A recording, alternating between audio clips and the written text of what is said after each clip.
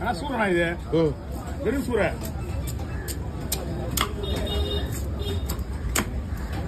வெறும் சூரை.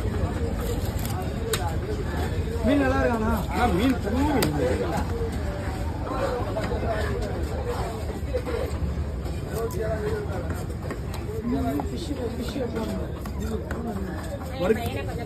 வறுக்கிறதுக்கும் குழம்புக்கு போடலாமா?